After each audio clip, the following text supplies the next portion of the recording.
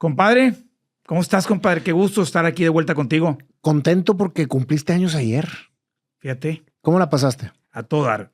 La verdad es que me encantó cómo nos la pasamos en tu festejo. Muy divertido. Estuvo con madre, güey. ¿Haremos después un podcast nada más del festejo? No, más bien de los festejos que hemos tenido en la vida, güey. Estarían con madre. La verdad es que me divierto mucho contigo, compadre. Igualmente, compadre. Oye, pero nos quedamos en el pasado podcast con el tema de mi hijo es un zángano. Ujú. Entonces, ¿estás de acuerdo? ¿Te parece que lea la... Sí. ¿Qué haces cuando tu hijo no tiene la aptitud para poder seguir en la empresa? Y ya lo tienes adentro, güey. Y está haciéndote un desmadre con la cultura laboral. Pues yo creo que en el podcast pasado platicamos un poquito del tema de ser institucionales o no.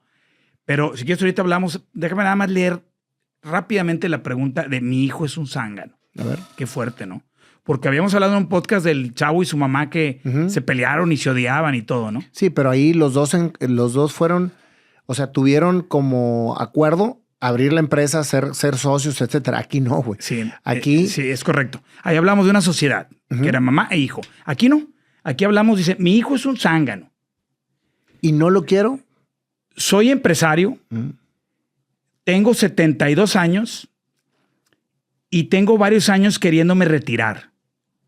Llevo varios años coachando a mi hijo, quien lleva cerca de 8 años trabajando en la empresa. Él está graduado, tiene maestría y se ha ido moviendo por diversas áreas. Hace aproximadamente un año lo nombré director general. Sin embargo, el problema más grave que tengo hoy día no es que no se estén dando los resultados, sino es la cultura tan tóxica que se percibe dentro de la empresa. Recientemente hicimos una encuesta de clima laboral utilizando una compañía externa para evitar conflictos de interés y el resultado me dejó perplejo. Pareciera que estoy leyendo acerca de una compañía que no conozco, que yo no fundé y de la cual nunca he sido parte. Me encuentro actualmente en un dilema. ¿Qué debo de hacer? ¿Meter un curso a mi hijo para que aprenda a ser líder? ¿Despedirlo? ¿Ser institucional y contratar una empresa externa que me ayude a conseguir un verdadero director general? Considerando que tal vez con esto me eche en contra a mi hijo, ¿cuál debería ser el paso a seguir? Por si fuera poco, mi hijo considera que está haciendo un gran trabajo y él piensa que simplemente la gente no lo valora y no lo quiere por ser el hijo del dueño. Wow. ¿Cuántos casos hay encima, güey? Es más, platicamos un poco en el podcast pasado de que muchas veces las nuevas generaciones no dan el seguimiento de lo fuerte que fueron las primeras generaciones y echan a perder la compañía. Imagínate nada más, caso Coupé, que no es el caso de que tengas a tus hijos adentro, que me he dejado, lo quiero mucho. Pero caso Coupé, que tú has trabajado muchísimo por la cultura y porque haya un buen ambiente laboral y que todos se sientan a gusto trabajando. Pongamos ese caso, que es exactamente lo contrario de lo que este hombre, pero por lo que yo visualizo, él tenía un gran ambiente laboral y era un excelente director general que todo el mundo quería. Entra el hijo y desmadra todo el ambiente de trabajo. Sí, bueno, pues él no dice eso, lo asumimos. No estamos seguros, antes de que nombrara como director general el hijo, qué tan padre cultura laboral existía. Asumamos que sí, porque él dice, ahora que dejé a mi hijo como director general, hay una cultura tóxica. Al menos es lo que él percibe y lo que dicen las encuestas. Lo deja ver. Sí, lo que dicen las encuestas de clima laboral. Las encuestas de clima laboral son anónimas y aparte, como él comenta, las hizo una empresa externa. No le hizo la gente de recursos humanos que podían haber estado coludidas con el hijo o lo que tú quieras. Lo hizo una empresa externa. Entonces, claramente hay una percepción mayoritaria del personal de esta empresa que lleva ya muchos años y es exitosa y tal, que hay una cultura laboral tóxica ocasionada por el hijo como director general. O sea, ahí el vacío de liderazgo o el cambio de liderazgo generacional que tenía el papá, que muy seguramente es la típica empresa porque no comenta que sea pública o que tenga socios, donde el dueño fue el que empezó desde el día 1 y contrató a todos, los conocía por su nombre. Y él tomó la decisión de ponerlo de director general. Y él tomó la decisión de poner al hijo porque en muchas empresas es lo natural Oye, pues, y dijo que ya está grande, 70 y tantos años, ¿no? Me puedo imaginar que a lo mejor el hijo, o sea, lo que ha sido un pilón, pero a lo mejor el hijo ya tiene 40 o no sé cuántos, ¿no? Entonces, aquí el tema central es la toxicidad. Él pregunta qué debo hacer. Coachar a mi hijo, meterlo a un curso, despedirlo y ser institucional, echándome en contra a lo mejor a mi propia familia o a mi esposa. ¿Qué debo de hacer? Aquí él toca un tema bien relevante donde creo que tanto tú como yo tenemos mucha experiencia, no necesariamente por aciertos, sino también por errores, de cómo crear una cultura tóxica o cómo rescatar una cultura tóxica y convertirla en una gran cultura laboral. Fíjate que tú sabes mejor que nadie lo que cuesta llegar a tener una buena cultura laboral. Y una vez que alguien llega y la contamina, suponiendo que así fuese, ¿sí? Ese personaje como que lo vetan. Es muy difícil que llegue un güey que lo mandes a hacer un curso y llegue renovado y amando a todo mundo. Como que ya lo tienen muy etiquetado. Creo yo que la mejor manera de cambiar el rumbo del ambiente laboral de la compañía es metiendo una persona externa y poner al muchacho a lo mejor hacer nuevos proyectos, etcétera, pero que no tenga nada que ver con esa empresa. Mira, sí, y pudiera ser, porque él dice, los resultados financieros son buenos. O sea, quiere decir que the boy is delivering. O sea, bueno, no sé qué edad tenga, ¿no? Pero está dando resultados. Y él dice que tiene más de un año como CEO. O sea, sí están ganando lana, por lo que pareciera, ¿no? El tema es la cultura que es tóxica y tú y yo sabemos que una cultura laboral tóxica o una mala cultura termina con la empresa. Tarde que temprano, porque la gente está ahí hasta que consigue un mejor trabajo. Pero la gran mayoría están atentos o por lo menos dejando currículums y el día de mañana hay una desbancada de gente por la cultura tóxica. Es que ese es el tema, Mago, que por eso yo decía que lo pusiera a hacer algo fuera de la empresa porque el chavo es bueno. La cuestión es que cuando somos padres queremos idealizar a nuestros hijos que son buenos para todo y no necesariamente tienen que ser buenos para todo. Todos tenemos debilidades y fortalezas. Creo que esta persona de la que se habla no es que sea una persona mala, es una persona que no está diseñada para liderear un grupo de trabajo. Eso es bien importante. Puede ser un gran líder de dirección y estrategia, no de personas. Y creo que ahorita, y más como está evolucionando el mundo, el hecho de ser un líder de personas es, yo creo que hasta más importante que ser un estratega de negocios. Es que son dos cosas distintas. Ahora, hay grandes directores generales de empresas valiosísimas, como Apple, por ejemplo, en donde el director general no necesariamente es el tipo súper mega carismático, pero es un gran estratega, como bien lo comentaste tú, ¿no? Y es un gran CEO. En el caso particular de esta empresa, yo, si estuviera aquí sentado el señor, yo le diría, a ver, tú ya te quieres retirar, o sea, quieres ir y tu empresa ha funcionado durante mucho tiempo, ya estás más allá del bien y del mal, pero pues quieres obviamente que tu empresa sobreviva a la siguiente generación.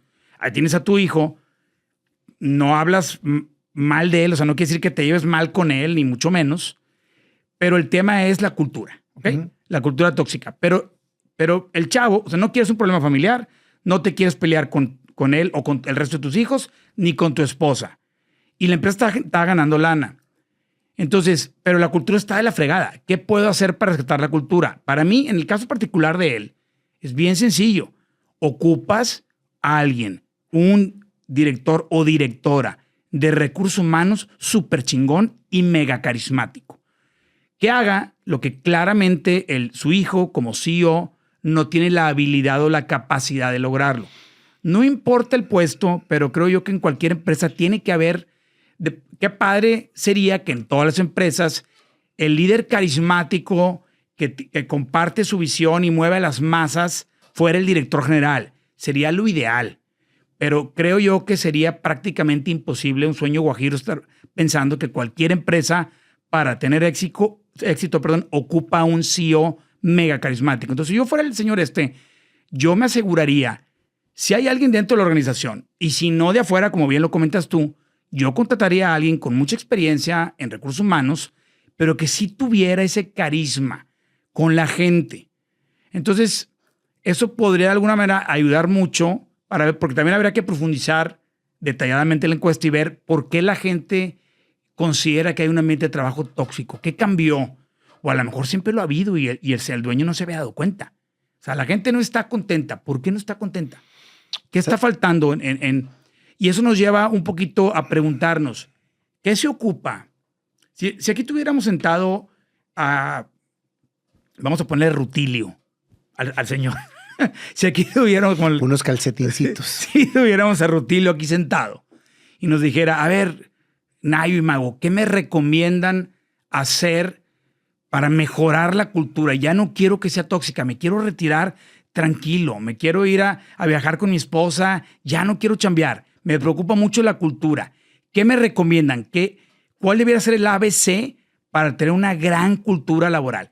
¿Qué me recomendarían? ¿Qué le diríamos? ¿Tú qué le dirías? Fíjate, a mí me da miedo dejarlo a la persona. Yo le diría, sí está muy bien lo que dices del director de recursos humanos, que sea un fregón y que inmediatamente cambie el ambiente laboral. Pero tú sabes que el CEO siempre tiene la última palabra en el sentido de lo que se hace en la compañía. Por eso es el CEO. ¿Estás de acuerdo? Entonces, si él no está convencido, porque claramente él está convencido en demostrar números, en lograr números, no está en el tema del ambiente laboral. Es una persona que por lo que se deja ver, le vale madre. Para que su papá diga, es un zángano. Imagínate las cosas que están sucediendo adentro, güey. Ese es el problema. Y entonces yo creo que él debería de fortalecer todas sus habilidades fuera de la compañía, aunque tenga números positivos. Porque yo te aseguro que si tú metes a un director general pro gente, con un muy buen director de recursos humanos, los números podrían ser mucho más fuertes y atractivos que cuando una persona simplemente se fija en el número. ¿Qué ha pasado? Mira, es que hay datos que no sabemos. Te voy a poner un ejemplo. ¿Quién no te dice, que a lo mejor el señor les daba muchas concesiones que el hijo quitó para hacer la empresa más rentable?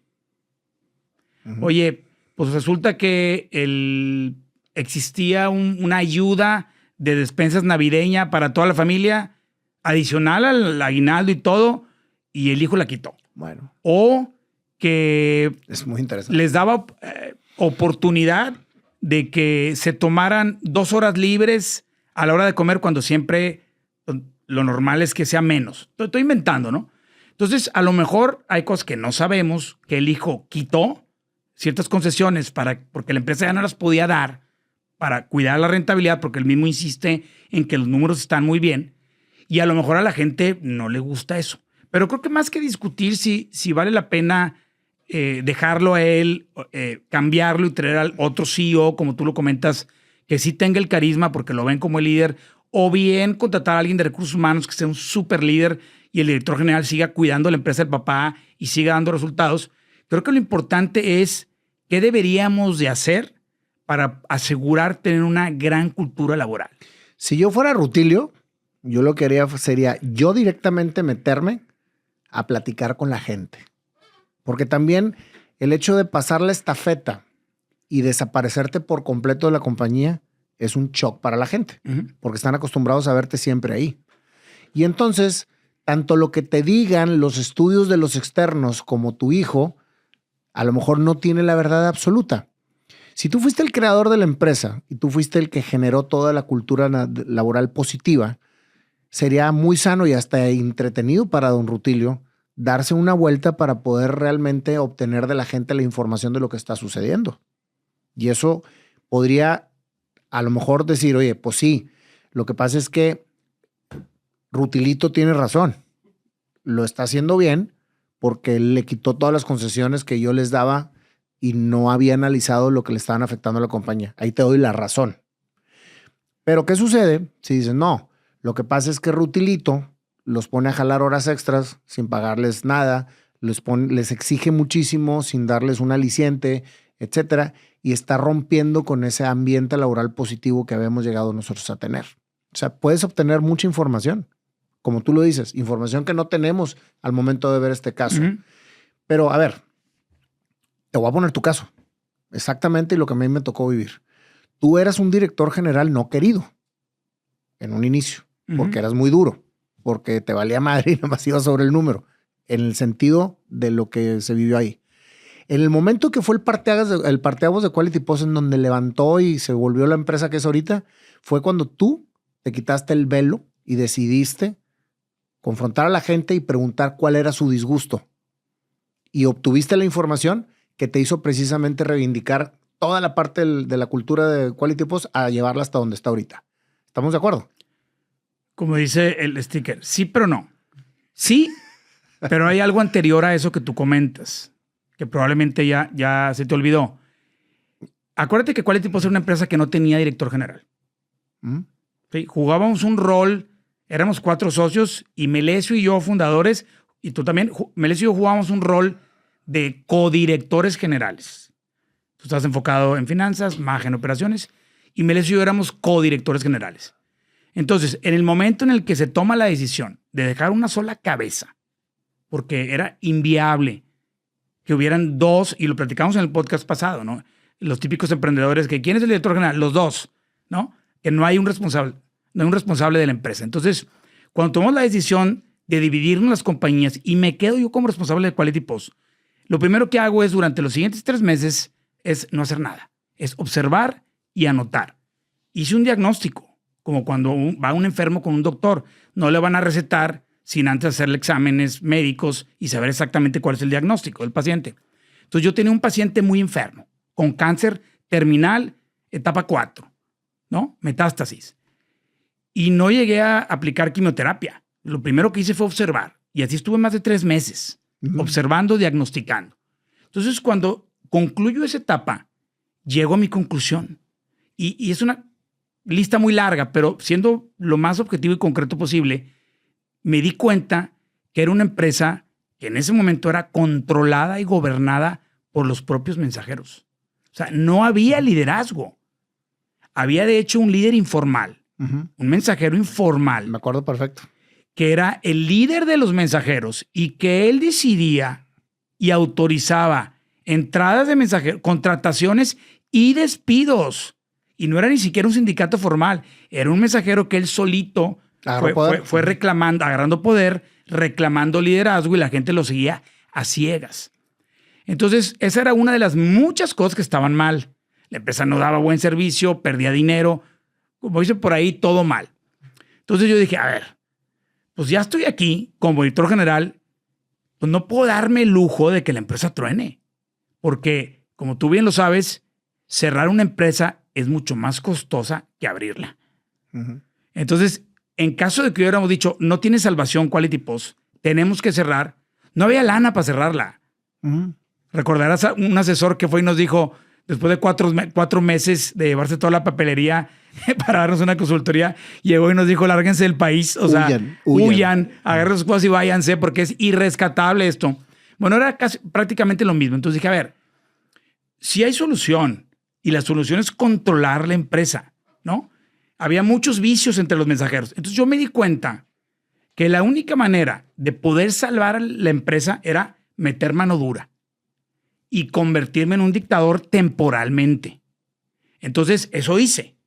Hubo una junta de kickoff donde junté a todo el personal y en esa junta les dije, a partir de ahora yo me quedo como director general, ya no van a haber 2 cabezas, las cosas van a cambiar. La empresa está tronada, está tronada. O sea, lo que estamos viviendo es una falacia, todo es de mentiras, no hay dinero.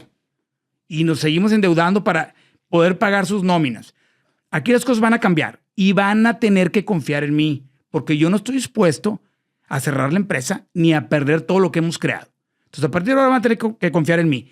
Y a partir de ahora, ténganlo claro, solamente va a haber un líder en esta empresa que soy yo. Así que, fulanito de tal, lo recordarás, sí, claro, en público, dije, tú te dices ser el líder de los mensajeros, tú ya no eres nadie. Tú hoy estás despedido. Delante de toda la gente. Delante de todos. Y era un güey grandote y la chingada. Y estaba listo para correr, ¿verdad? Porque el güey se me dejaba venir. Entonces, lo corro, lo despido y le digo a la gente, y el que no confíe en mí y no le quiera apostar, ahí está la puerta. En la vecindad del Chavo famosa, ahí está la puerta. O sea, a partir de ese momento, empecé a hacer cambios que la gente tuvo que aceptarlos porque no les quedó de otra, porque tuve que tomar una postura de dictador para poder poner orden. Pasó el tiempo, y no digo que haya sido únicamente por haber sido dictador, sino porque comenzamos a hacer las cosas mucho mejor todos, Maja, tú, todo el resto del equipo. Entonces le dimos la vuelta, fue donde nos cambiamos de oficinas, empezamos a crecer y lo que tú quieras. Y a mí se me pasó la mano, o sea, no me di cuenta en qué momento ya no era necesario que yo fuera un dictador. Ya tenía que cambiar mi estilo de liderazgo. Se me pasó la mano. Eso fue lo que sucedió. A eso me refería. No es que yo siempre haya sido mala onda. No. Es que a lo mejor me malentendiste y ya lo explicaste todo. El hecho de ser un director general no querido no quiso decir que fueras malo o que fueras un dictador, ¿verdad? Tuviste que poner mucha mano dura para después escucharlos y ahora sí, ¿qué es lo que necesitan para cambiar la cultura? Que fue lo que hiciste cuando nos cambiamos a la otra bodega. Y ahí... Pero primero tuviste que poner orden, que muy probablemente es lo que le pasó a este chavo. Sí, seguramente llegó a matar vicios, que es lo que decíamos. Por eso quise poner el ejemplo. Aquí, no, está clarísimo. Aquí sí, pero vi como que te sentiste por el tema. No mames. ¿Cómo me voy a sentir, güey? No. Nada más quise aclarar porque es una historia real. Sí. Ahora, ¿cómo me doy cuenta que todo el mundo estaba tan ocupado haciendo lo suyo? Tú, siendo socio y todo, tú estabas en lo tuyo. Maja estaba en lo suyo. Todo el mundo estaba jalando como loco. Entonces, incluido yo, nadie le estábamos poniendo atención al tema de la cultura. Y un problema que teníamos recurrente cada mes era el indicador de quejas de los clientes, que no bajaba. Sí. No bajaba y volteaba a ver a Maja, yo a la operación, ¿por qué no bajan las quejas? ¿Qué estamos haciendo mal? Y así llevábamos meses y meses y meses y eran amenazas de los clientes. Si no bajan las quejas, te voy a quitar volumen, bla, bla, bla, bla, bla. Y en una junta que tuvimos, ahí fue el despertar, ¿ah? Fue esa epifanía, no fui yo ni fuiste tú. Fue Elisa Castañón. Fue Elisa Castañón. Sí, claro, que la acabo de ver hoy. Que la acabas de ver hoy. Saludos, Elisa. Saludos a Elisa por haber salvado la cultura de Coupé. Sí. Y entonces, uno de los puntos de esa junta era justamente ver qué estaba pasando, porque habíamos aplicado ya muchos tipos de castigos, incentivos, para que bajaran las quejas y no bajaban. Y de repente dice Elisa, nos sentíamos acá puro director y vicepresidente, y Elisa, que era una chica que empezó desde abajo y que se fue promoviendo, en ese entonces ni siquiera era un puesto de gerencia, era una jefatura, y estaba en la junta, y entonces es donde ella dice, ¿a poco no sabes por qué hay tantas quejas? Y nos quedamos viendo todos. Sí. Oye, me haces estar viendo el porqué. Sí. A ver, no me la creo. O sea, tanta preparación, tantos libros que lees y que nos haces leer, y no te has dado cuenta por qué no bajan las quejas. No, ilumíname. Porque la gente no te quiere, Mauricio. La gente no quiere a Coupé. Trátalos bien. No están enamorados. Siguen aquí porque ganan muy bien, pero en cualquier momento se van. Entonces, en ese momento, para ti, para mí, para todos los que formamos parte del equipo de líderes de la empresa, fue un momento revelador. Dijimos, ¿qué pedo? Y acabábamos de leer un libro de la cultura laboral de Bimbo, ¿te acuerdas? De Roberto Cerviche. Claro. Estrategia de éxito empresarial se llama el libro. Y hablaba justamente de eso. Y hablaban de las épocas remotas cuando inició don Lorenzo Cerviche, inició Bimbo y que saludaba a todos de mano y conocía hasta el nombre del jardinero y lo que tú quieras. Entonces, eso fue lo que hizo que nos diéramos cuenta, sobre todo a mí como CEO, que ya debía de dejar de ser dictador y comenzar a ser un verdadero líder. Ahí es donde comenzamos a reconstruir o a construir la nueva cultura de Coupé. Entonces, aquí con toda esta análisis que estamos viendo, creo que sí pudiese tener una segunda oportunidad este hijo, que a lo mejor el concepto de zángano se lo pusieron por ser un dictador. Seguramente. A lo mejor el papá dejó la compañía muy chiflada y llena de vicios laborales. Llega el hijo, pone orden, pero está en ese inter en el que a lo mejor lo que se tendría que hacer es meterte a escuchar a la gente. Por eso yo dije que se meta el papá a escuchar qué es lo que realmente está pasando. Porque el papá, quieras que no, fue el creador de toda esa gente y todo. Y se veía que como que la gente tenía antes una cultura laboral bastante buena, ¿no? Sí, aunque no habla de eso, se asume, ¿no? Se asume. Pero ¿qué tan importante, compadre? Y tú más que nadie lo va a decir. ¿Qué tan importante es la cultura laboral en una empresa? Es lo más importante. Sin cultura no hay empresa. Yo creo que una de las grandes inspiraciones que tuvimos cuando tú también estabas dentro del proyecto de Coupé, fue la empresa Southwest. Sí, claro. La línea aérea. Que incluso una de las salas de junta se llama todavía se sigue llamando Southwest. Porque leímos un libro que se llamaba, el título en español es como antes las películas en el cine que tenían un nombre en inglés y el nombre en español lo cambiaban, pero por totalmente, completo, ¿no? En inglés el libro se llama Nuts, de loco. Locos. Sí, Nuts, porque es plural. Y en español le pusieron ¿Cómo alcanzar el éxito aún estando totalmente chiflados? O sea, ¿qué pedo con esa traducción, Oye, verdad? pero qué buen libro, güey. Y ese libro habla justamente de la historia de Southwest, pero más impresionante que la historia, porque tienen muchísimos méritos de todo lo que hicieron diferente a cómo se manejaban las aerolíneas para tener éxito. Lo que más les ayudó, además de un montón de cosas que hicieron, como tener un solo tipo de avión para que el mantenimiento fuera más barato y bla, bla, bla, fue su cultura, la cultura laboral. Y yo recuerdo que de ahí tomamos muchas cosas. Pues dijimos, oye, es que es un no-brainer. O sea, todo lo que hicieron en Southwest, desde el hecho, por ejemplo, de prohibir en la compañía la palabra empleado. Porque ellos decían, empleado es sinónimo de utilizado. Aquí no hay empleados, hay colaboradores. Que es lo mismo que hicimos acá. Exacto, pues mucho fue inspirarte en lo que viste que alguien que tuvo mucho éxito lo estaba haciendo, ¿no? El acercarte con la gente, el hablarles por su nombre, el tomarlos en cuenta, el crear una cultura. Yo recuerdo que uno de los puntos que más nos llegó de la cultura de Southwest era el empoderamiento, el empowerment, que le llaman en inglés, que es hacer que la gente piense como dueño, dejarlos tomar decisiones, que se puedan involucrar en el éxito del negocio, que sean vistos como personas, que se les trate con dignidad, involucrar a las familias, dejar que la gente sean ellos mismos. Yo recuerdo muy bien, hace muchos años, cuando ya habíamos cambiado la cultura, en alguna posada de Navidad, que nos la pasamos padrísimo. ¿Cuál no, güey? Buenísimo. Sí, pero cuando acabamos de cambiar el tema de la cultura, y me acuerdo que era puro amor en el aire, o sea, era amor, pasión, todo el mundo feliz, etcétera. Luego que al día siguiente nos hablamos por teléfono.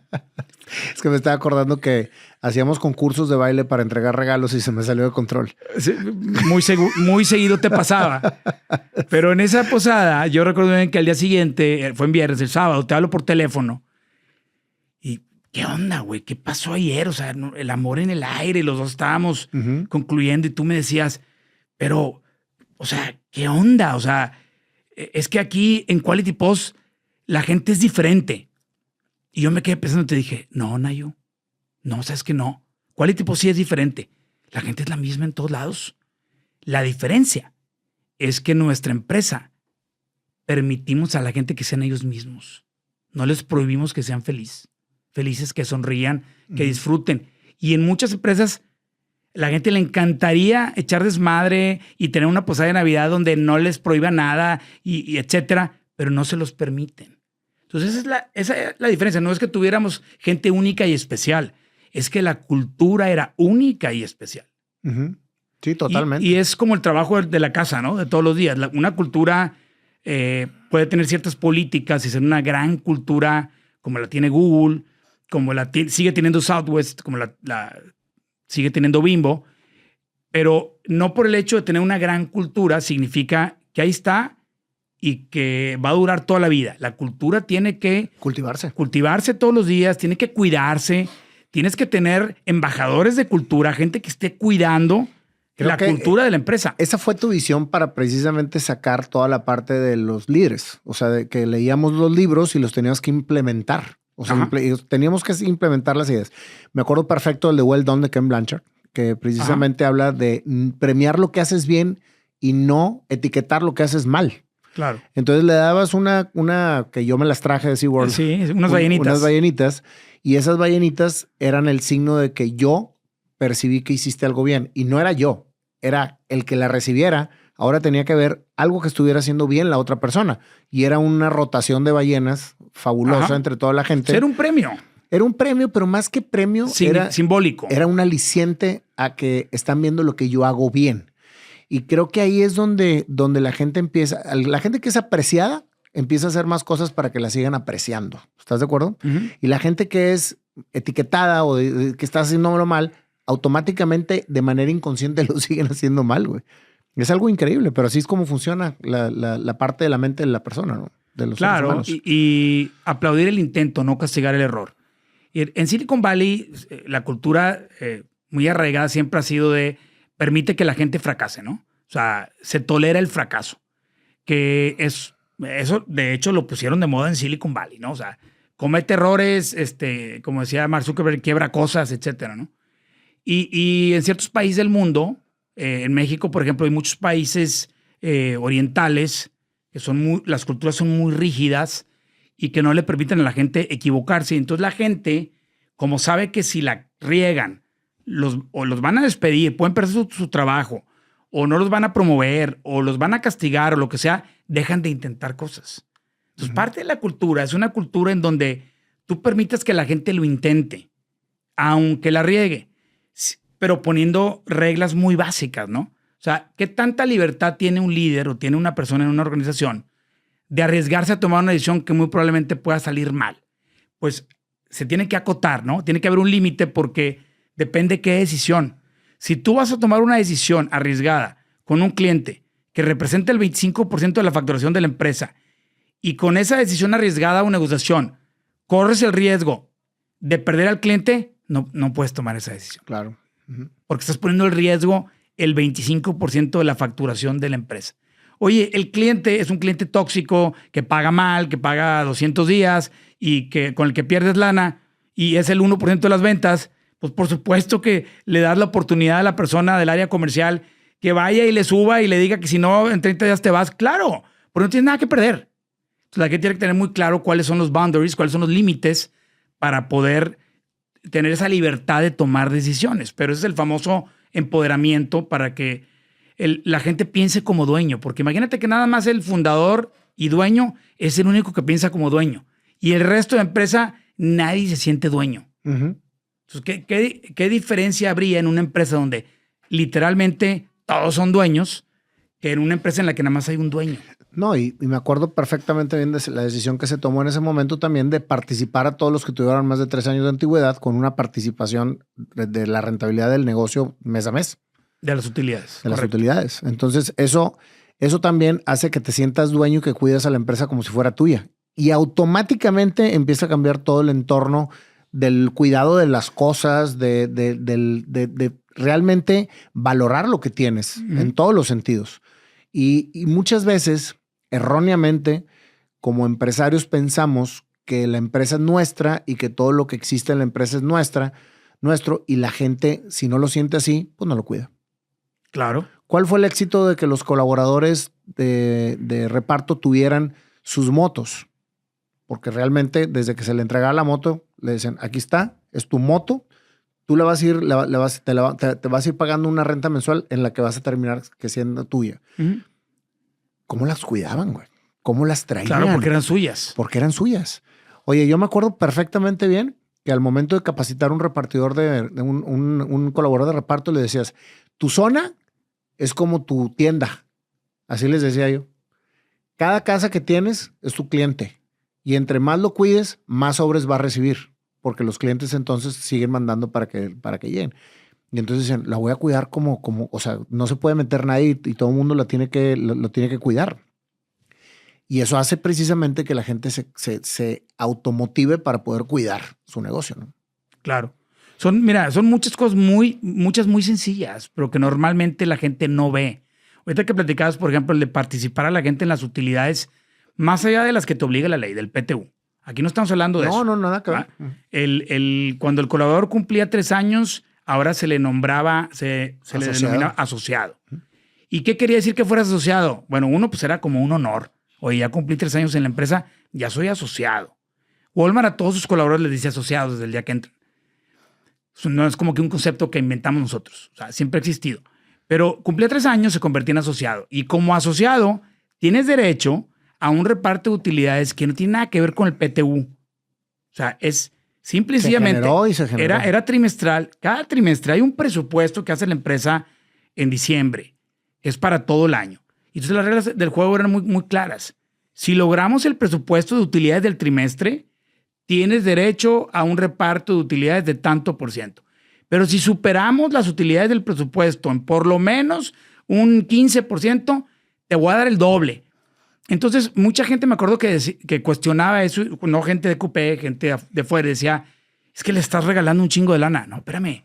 Es que... La están generando. Exacto. O sea, el hecho de compartirles el negocio está ayudando a que el negocio sea más grande. A eso me refería yo con la rentabilidad. Ahorita que te decía, ellos son partícipes de generar la rentabilidad de la compañía. ¿Por Claro. qué? Porque están siendo parte de la generación de la rentabilidad. Y por supuesto que tienen que tener un beneficio. Pero vuelvo a lo mismo. Muchas veces los vicios regulares o con los que crecemos los emprendedores son, es mío, yo, y no le doy nada a la gente. Y eso les sale muchas veces más caro que repartirles lo que realmente les toca a cada quien. Uh-huh. ¿Por qué? Porque lo están generando Claro. todos juntos. Termina siendo un mucho mejor negocio. Así es. Y luego hay un montón de cosas que no cuestan o que no cuestan tanto. O sea, no necesariamente es que tienes que, en lugar de darle 30 días de aguinaldo, darle 90. Pues si la empresa es súper rentable, lo puede hacer, qué padre. Pero eso sí, costaría mucho dinero implementarlo de un día para otro, por ejemplo. O le voy a dar un coche de cierto nivel a todos los ejecutivos arriba de tal nivel. Pues que a toda madre que la empresa lo pueda dar, pero cuesta una lana. Pero hay muchas cosas que se pueden dar como prestación que no necesariamente cuestan. Por ejemplo, o sea, el tratar bien a la gente, el tratarlos con dignidad, no cuesta nada. Uh-huh. Y genera un plus impresionante que no se mide en estadísticas, pero que suma muchísimo. Y luego hay un montón de cosas que a la gente le encantan. Los convivios, las carnes asadas, que cuánto cuesta hacerlos versus lo que te generan. Como recordarás, hace muchísimos años decidimos implementar algo totalmente fuera de lugar que no existía en México. Y decidimos implementarlo y fue todo un éxito. El jueves de amigos. Los famosos jueves de amigos. Claro. Porque en algunas empresas de Europa, que es otra cultura obviamente, le permitían, en las cafeterías, a la gente le permitían poder tomarse una cerveza a la hora del lunch o a la hora de salir del trabajo. Iban, se tomaban una cerveza, platicaban y se iban a sus casas o si era el mediodía regresaban a trabajar, ¿no? Oye, pues hay que implementarlo, pero pues no podemos dar cerveza o licor al mediodía, pues porque la gente se va a poner borracha y no va a regresar a trabajar, ¿verdad? Pero ¿qué tal que hagamos un día a la semana, que sean los jueves, que en aquel entonces la gente salía a las 7 de la noche y ponemos de 7 a 9, una vez a la semana, que la gente llegue a la cafetería el que quiera a convivir y echarse un drink. No, estaban fenomenales. Pero el primer jueves de amigos, que era de 7 a 9, nos dieron las 11 de la noche. Nas. Y el siguiente jueves nos dieron la 1. Se nos salió de control y dijimos, no, espérame, tampoco, ¿verdad? O sea, entonces, el caso es que al paso del tiempo lo dejamos, pero ya no era semanal, ahora era quincenal y limitábamos el horario. Sí o sí se acaba a las 10. Porque luego había gente que, a ver, ¿quién no? Que están tomando y se le pasaban las copas. Y luego nos tocaba también, acuérdate, con mensajeros que les pasaban las copas y traían su moto. Sí, y luego iban y chocaban. Sí, y espérame, sí. ¿eres mensajero? ¿Quieres ir al jueves de amigos? Sí, Se queda. puedes ir. Pero tu moto se queda a dormir en la empresa. Te vas a ir en un taxi o en un camión de regreso. Si quieres. Si no, no puedes entrar. Entonces empezamos a poner ciertas reglas para que no hubiera libertinaje, pero nunca desaparecieron. Se mantienen todavía. El COVID quitó muchas cosas. Oye, ¿todavía tienen jueves de amigos? ¿Todavía? Invítame uno. Son una vez al mes. Una vez al mes. Tú nunca faltabas ni yo. No, jamás. ¿Y tú todavía vas? Fíjate que tengo mucho de no ir, compadre. Porque ya no tomo. Invítame uno y vamos. Invítame uno y vamos. Déjame averiguar cuándo es el siguiente. Fíjate que, Me encantaría, güey. de hecho, siempre había un jueves de amigos. El de enero siempre era cerquita de mi cumpleaños. Y ahí me festejaba la gente. Uh-huh. Pero como me he vuelto muy apático y frío. No, al contrario. Yo creo que eso, entre más creces, más afable te haces. Fíjate, yo recuerdo que en alguna ocasión alguien decía, ¿cuál es nuestra mayor ventaja competitiva? ¿No? Y depende de la empresa, pues pueden sacar mil y una cosas que son sus ventajas competitivas, ¿no? Yo siempre dije, nuestra mayor ventaja competitiva es nuestra cultura. Yo recuerdo en una ocasión que tuvimos que tomar una medida en una de las muchas crisis que vivimos, que gracias a Dios de todas salimos. tuvimos que reducir la comisión variable que pagábamos a los mensajeros en varios puntos porcentuales, que era un golpe durísimo, durísimo para la gente, pero era necesario para sobrevivir algunos meses y no perder dinero y volver a dar la vuelta a la compañía. Entonces yo recuerdo que juntamos a toda la gente, que en aquel entonces era cuando únicamente estábamos en Monterrey. Juntamos a todos los mensajeros. Todos. Se tuvo la plática, se les explicó la situación real de la compañía, etc. Y al final se les dio la mala noticia. Y obviamente a nadie le encantó. ¿A quién le gustan las malas noticias, no? A un masoquista nada más. A nadie le encantó, obviamente, ¿no? Que te digan, vas a hacer tu mismo trabajo, pero a partir de mañana vas a recibir un 10% menos. Pues, ¿a quién le gusta eso? A nadie. Que se dio mucho con el COVID, ¿no? Y la gente decía, pues, sí, claro. Es que eso el que estaba en un gimnasio, en un restaurante, en un cine, oye, pues te va a tener que pagar la mitad porque pues, estamos cerrados, ¿no? Pero imagínate hacer eso y que terminas de dar la plática. La gente obviamente está triste, vaya, pero entienden, porque tenías años de demostrarles que los querías, que esta realmente era una familia, de compartir las utilidades con ellos, de ser transparente. Publicábamos los estados financieros, la gente sabía dónde estaba pisando. Y de pronto ahora le dices, oigan, como decía Stephen Covey, los depósitos en la cuenta bancaria emocional de las personas. Hicimos muchos depósitos en sus cuentas bancarias emocionales. Entonces, en ese momento, en esa junta, que había que bajar las comisiones, yo hice un retiro en su cuenta bancaria emocional, pero había hecho tantos depósitos que el saldo era positivo. ¿Pero por qué cuento esto? Porque cuando hacemos eso, al día siguiente, que en aquel entonces a lo mejor eran como 450, 500 mensajeros en el estado de Nuevo León, hubo uno. Y la asistencia fue del 99.9%. Faltó un güey que estaba enfermo. Y hubo un mensajero que se enojó muchísimo, muchísimo, e intentó manipular y hacer una huelga. Y fue por un sindicato y bla, bla, bla. Y a los 2 o 3 días nos enteramos nosotros, porque varios mensajeros fueron a decirnos, oye, fulanito de tal, me acuerdo del nombre perfecto, no lo voy a decir, está queriendo hacer una huelga. Ya habló con casi 50 de nosotros, pero todos lo hemos mandado a la chingada. Entonces nos enteramos y lo despedimos. Y no pasó nada. Una sola persona de más de 450 se enojó tanto por la medida, no nos apoyó. Se está hablando de menos del 1%. ¿Por qué? Por la cultura laboral que creamos y que existía. Que fue capaz de hacer que la gente soportara una rebaja en su sueldo para salvar a la empresa. Pero ahí es precisamente lo que tú acabas de decir, lo importante. Los depósitos en la cuenta emocional de las personas para tener saldo cuando necesites retirar. Claro. Por eso es tan importantísima la cultura y que tengas una conexión con todos ellos. Y cuando se sienten dueños, más bien, cuando son parte de toda de la participación del negocio, es mucho más fácil negociar porque ellos están dentro del barco. Claro. No lo sienten como una situación ajena a lo que se necesita para salvar el barco, ¿no? Definitivamente. Pero a ver, qué fácil es. Mucha gente puede estar preguntándose, no, pues así que qué chiste, ¿no? Una empresa con tanta gente y qué fácil la tuvieron. Pero, por ejemplo, ¿tú cómo le hiciste, Nayo, cuando tú te sales de Coupé y pones BCX y pues no tenías en un principio más de 5 colaboradores? No, de hecho empecé con 2. Bueno, empezaste con 2. ¿Cómo le hiciste para implementar y mejorar una cultura de la cual tú ayudaste a crear y fuiste parte en una empresa que comenzó siendo muy chiquita? Porque muchos emprendedores podrán decir, oye, pues es que yo tengo 3 colaboradores, 2, 1, 10. ¿Cómo le hago?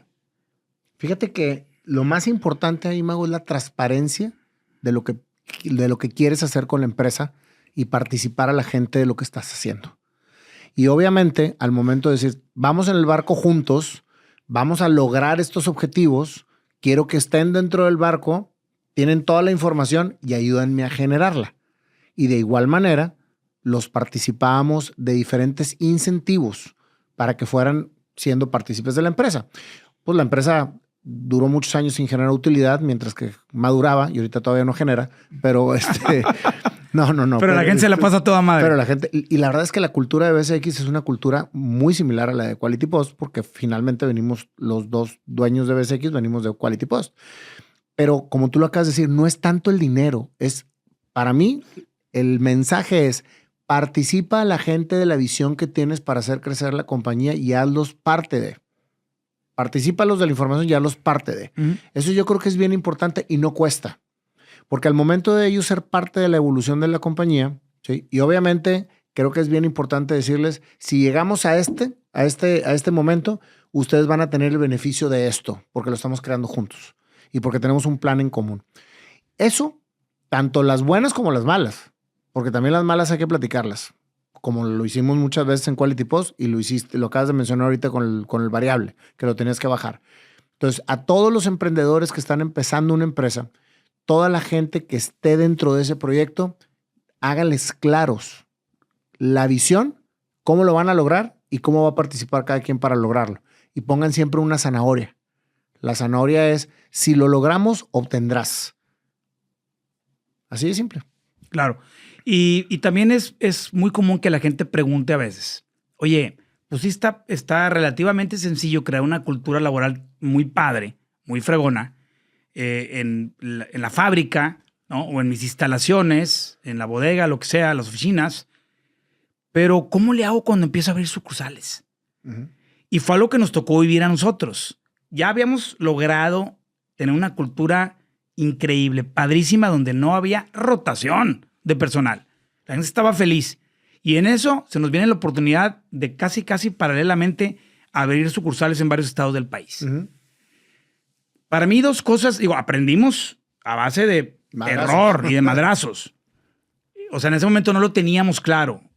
Después de mucho tiempo de cometer errores y metidas de pata, pues resultó ser muy evidente, muy claro, qué tiene que hacer una empresa si quiere permear su cultura. Si tiene una gran cultura y va a empezar a abrir sucursales y quiere permear esa cultura, lo que en Quality Post nos funcionó fueron muchas cosas, pero particularmente dos muy importantes. Una es que a la sucursal que vas a abrir, no necesariamente de tiempo completo, tú tienes que mandar gente, embajadores, por así decirlo, que vivan la cultura de tu empresa cañón. No toda la gente dentro de la organización tiene el mismo nivel cultural, aunque sea una cultura muy padre en la empresa. Y no necesariamente tienen que ser puestos altos. No, para nada, para nada. Entonces nosotros de repente pues mandábamos hasta mensajeros a ciertas plazas, iban y permeaban la cultura.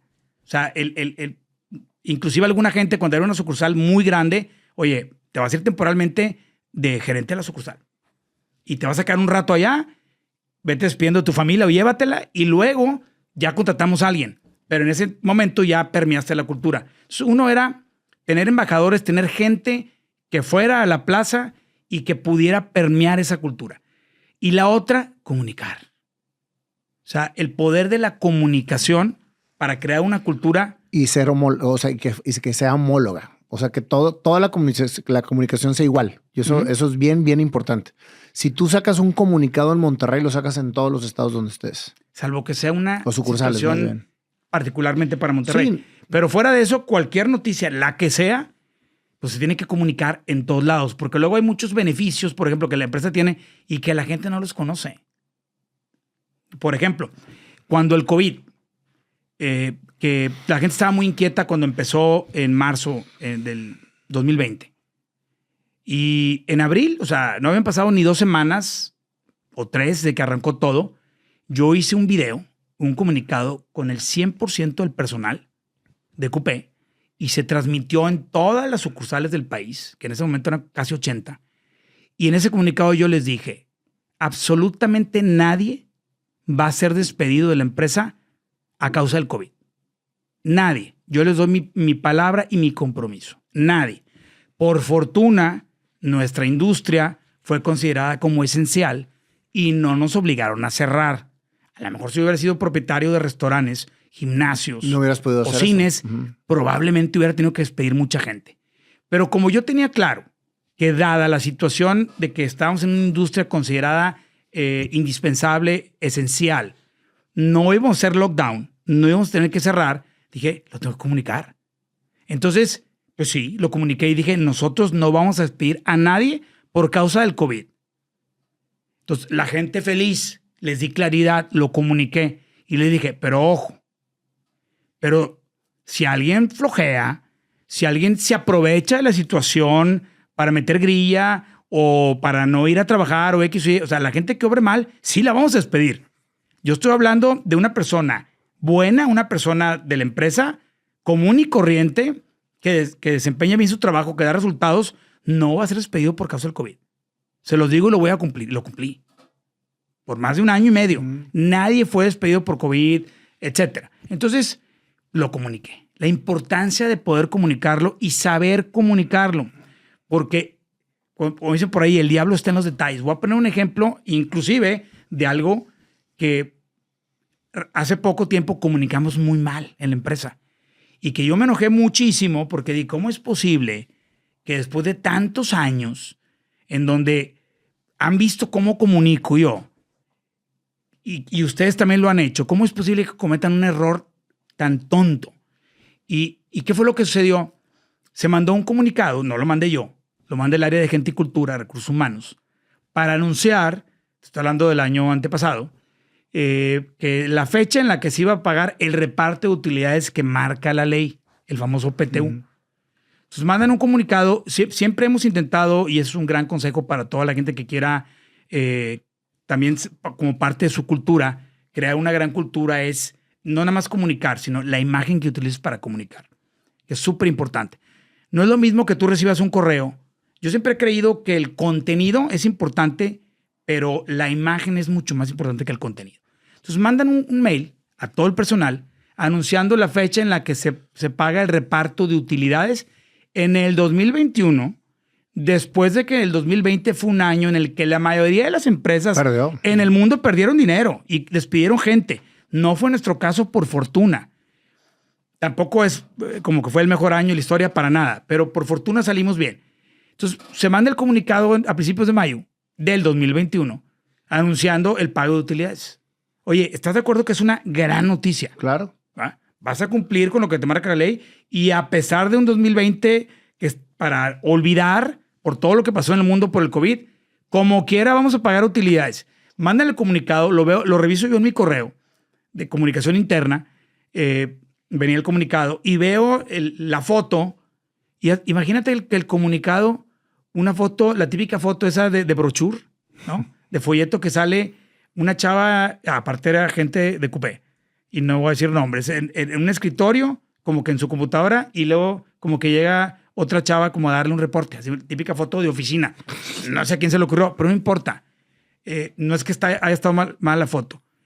Veo la foto y la gente así, dándole un reporte a una chava a otra, así, con cara así bien seria. Y les digo, a ver, estamos anunciando que estamos repartiendo utilidades. ¿Por qué pusieron esa foto? ¿A quién se le ocurrió? Es para que pongan una foto de 20 güeyes brincando con serpentinas, todos alegres y felices. Porque estás comunicando una buena noticia. Tú ves la foto y parece hasta una mala noticia. O sea, si tú publicas con esa foto de 2 caras tristes en un escenario oscuro, el reparto de utilidades será a partir de la gente que va a pensar, ay, cabrón, van a pagar bien poquito, ¿no? No, y es una mala noticia, aparte. Exacto. Entonces, la imagen tiene mucho que ver. Definitivamente. Pues mira, para terminar el capítulo, Mago, yo creo que sí merece otra oportunidad este chavo, más que nada con información de por qué está sucediendo las cosas. Y no etiquetarlo ni por información que venga de la gente, ni por información que venga del externo, sino platicarla, ver exactamente qué es lo que sucedió para ver qué es lo que se puede hacer. Y también el señor tendría que, si él ya se quiere retirar, ¿no? También tendría que medio hacerse un poquito a un lado. Porque siempre... Sí, pero dejando bien afianzadas las cosas. No, claro. A ver, no digo que se vaya a Europa. O sea, él puede seguir vigilando sin tener que estar ahí. Él puede recibir reportería, él puede estar involucrado, pero dejando al hijo tomar el mando. Porque mientras lo sigan viendo ahí, van a llegar con él, porque era el que les daba la palmadita, el que los saludaba, el que los saludaba por su nombre, el que les pichaba la carne asada, el que le llevaba los chilaquiles, etcétera. Claro. Muy bien. Gracias, compadre. Compadre, un honor como siempre. Un honor. Empezar a reaccionar. Empezar a reaccionar.